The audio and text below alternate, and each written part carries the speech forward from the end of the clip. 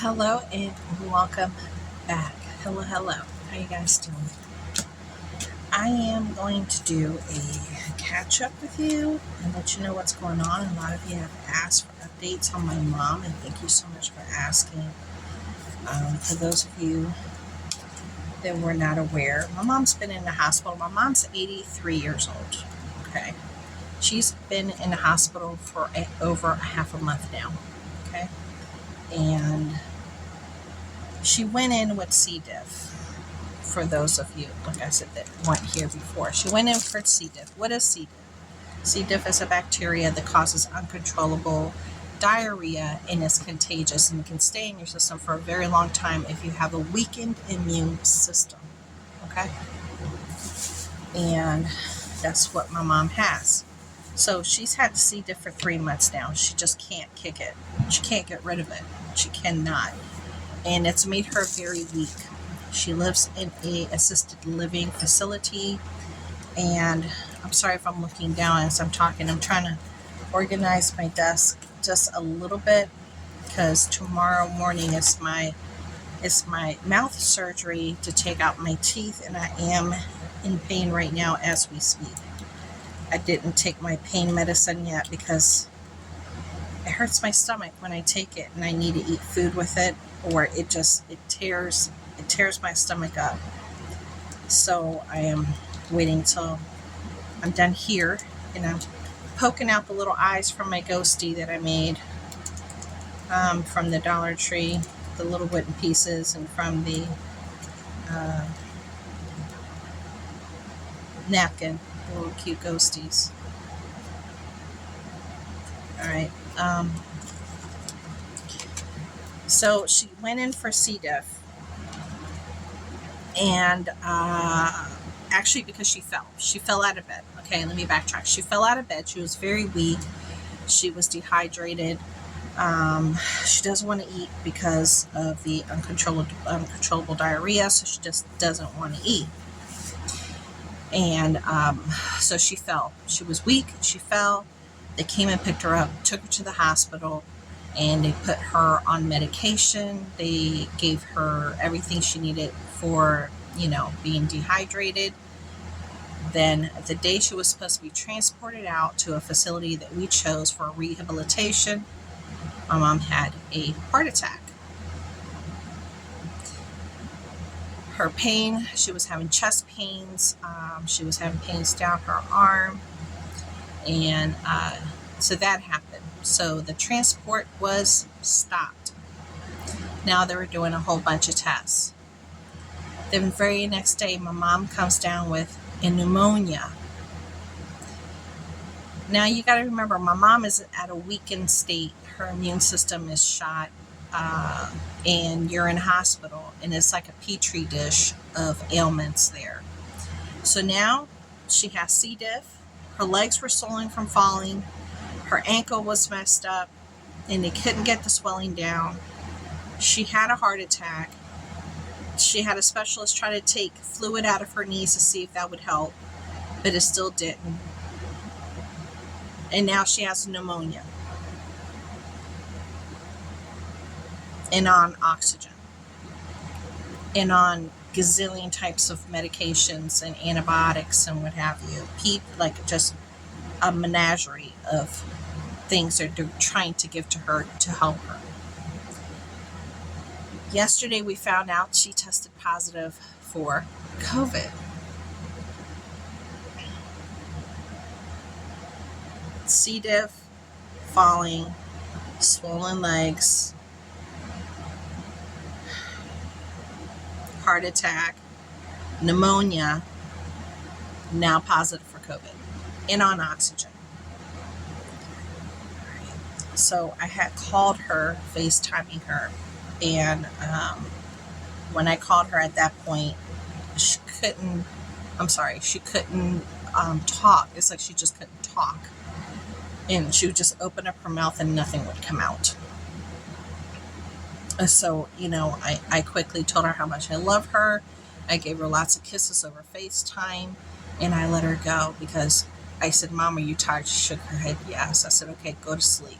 And there was a nurse in there with her at the time when I was making a phone call as well. So there was somebody that was attending to her at the moment.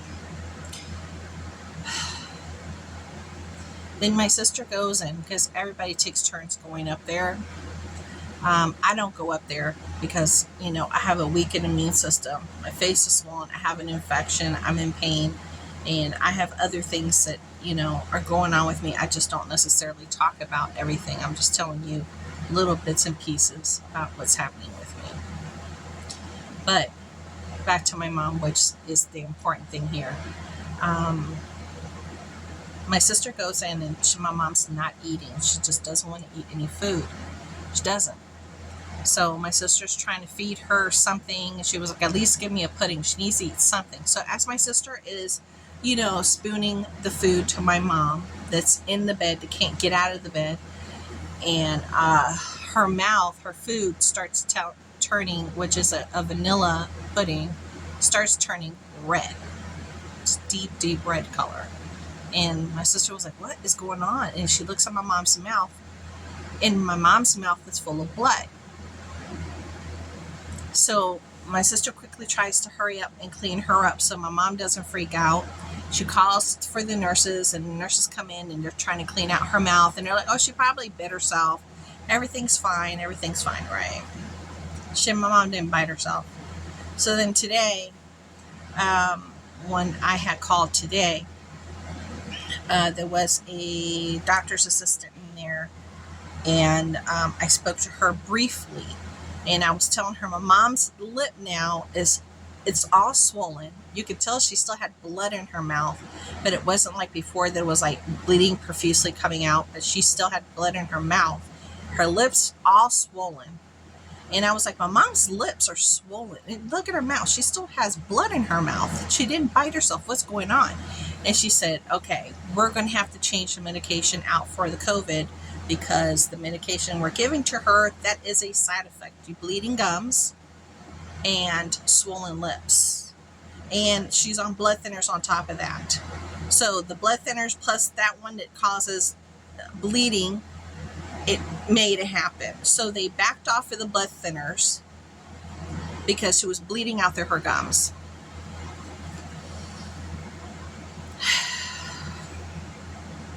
And this is not the best hospital for her to be in. Her doctor does not have privileges there. That's the ambulance. That's the one that they took her to, the closest one to her. And it is not the one where she needs to be. She needs to be in two different places. They could have taken her to two other places, but they didn't. They just took her to the closest place. And that is like the worst place that you can be. So now we're trying to figure out how much longer is she going to be in there for? Can we request to have her transferred to a hospital where her doctor does have privileges? And can she be transported? If not, we will pay the transport fees out of pocket to take her there. We just want to make sure that they have a room lined up for her. She's in a private room right now because she is contagious with the C. diff, pneumonia, now COVID. And everything else is going on with her. I think she could get better care at these larger hospitals that have specialists and know what they're doing. In this facility, you always talk to a physician's assistant. You never get to talk to a doctor. It's very rare when you get to talk to a doctor. Very rare. It's like you got to fight to talk to the doctor. It's a very small facility. And she needs to go somewhere where she can get the care that she needs. So that's what's happening with my mom. So if you want to keep her in your prayers, I would appreciate it. I was telling my sister, I've never seen her look so fragile, so pale in my life. My mom is Puerto Rican, and she's got some color to her, honey. And she's looking as light as almost like a sheet right now. She looked very, very, very frail, weak. And I was crying, and, I was having my good cry here at home. I was praying and asking God to watch over her and lay his healing hands on her, because, to get through all of this at one time is going to be very difficult for her with her weakened state. So there you go. Tomorrow is my procedure at 7:45 in the morning. I'm going to have both of my teeth taken out, and I still need to go back to the endocrinologist because of that nodule that looked like it was a malignancy. So I'm trying to take care of this right now, my mouth. I'm trying to heal from that, and then I'm going to push the envelope to get back in there and make sure that they have the referral, electronic referral, that stopped me from my original appointment. I mean, the devil is like in full charge right now, and things happen for a reason. That's why I try to tell myself the devil's at play, but God is at play as well, and everything happens for a reason. Maybe this delay had to happen. Maybe certain other things had to have happened. So that's, I always say everything happens for a reason, and I don't understand it, but God knows the bigger plan. My sister sold her house and just moved. So my sister moved from Virginia up to it's past Baltimore, the outskirts of Baltimore, where those really pretty nice communities are. Yeah, she's moved over there now. And then my brother wasn't feeling well. He was having migraines to the point that he was throwing up. So I don't know what's going on with my brother. He's my oldest. It's just three of us. My brother's the oldest, my sister, and then me. So, I was worried about my brother, but he likes to keep to himself. He doesn't tell nobody nothing. He just doesn't. And we just get bits and pieces from him. But we know about this because he was visiting mom. And my sister was visiting mom, and then I'm FaceTiming her every day. And then my oldest son, he goes and he visits her too. So, but now he can't because she's positive with COVID, and he has, my grandbaby, my little baby. So the grandbaby's doing great. He's the cutest little thing in the whole wide world. He's so cute. He is boogieing around, trying to get up, trying to walk. His teeth have come out. He's just growing up so fast, and he's just the most precious thing ever. So he brings me a lot of joy, and you know what? I need to reach out to them to get some more pictures and stuff of him. He's just so cute. He's so stinking cute. And my husband is he's doing okay. He kind of didn't feel very good the other day, but now he's feeling better. So, I got to keep an eye on him. My kids are doing great. And my daughter's doing wonderful. So we definitely have some obstacles. This is the thing I'm worried about the most right here. So as soon as I heal from this, I'm going full charge on this to get in there and see what's going on and see the steps that we need to take to figure out if this is cancerous or not. Because that's really important. We need to catch things early. We need to catch things early. So there's the whole wrap up. I've been trying to share videos with you guys regardless because I need to keep my income up. Did you see? I put my flower thing up there. I think I'm going to change that out and put, because look, it looks like I have flowers growing out of my head.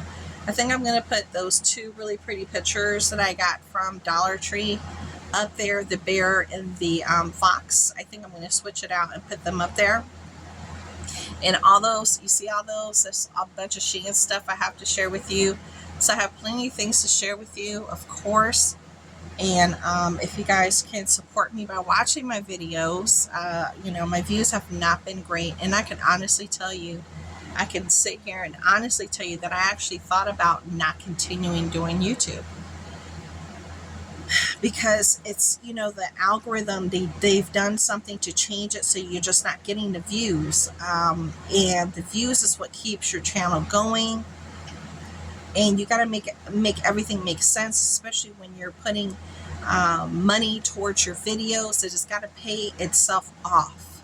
It's got to pay for itself, and for your time on the road, for gas from going to point A to point B, your time here at home if you're editing and putting things together because you're doing this, you're doing that, and then you got to piece it all together. All that takes time. And my husband even talked to me. He was like, "Is all this still making sense for you? Is it making sense?" And I told him, I mean, honestly, I said, at this point, I'm chugging along and I'm praying that things will change and that the views will climb up again, maybe after summer. Things will change, take a turn. Maybe a lot of people are on vacation and they're not at home watching. But this has been happening since not the beginning of this year, but the end of last year, when there's been this big change in views, which affects your revenue and your income. And if this is your main source of income and things are like they're going like this and now you're like this, something's got to give. You either have to change what you do so you're showing some content that maybe you don't have to spend money on, and maybe you can keep your community in that way. But I know the majority of my community comes here for Dollar Tree hauls. Even though I share other things, they just don't get the views. So if you guys could help me out, watch my videos, let them play. And you don't have to watch them, but just let them play. go and do the dishes, go cook something, have your coffee, and just let my video play. I'd appreciate it. Any little bit of viewing time and watching my commercials and sharing my content with other people, I greatly appreciate it. So I think that's the complete wrap up at this moment. So thank you so much, you guys, and I will try to come back here tomorrow if I can after my procedure, depending upon how I feel, and let you know if I'm okay. All right. Until then, bye.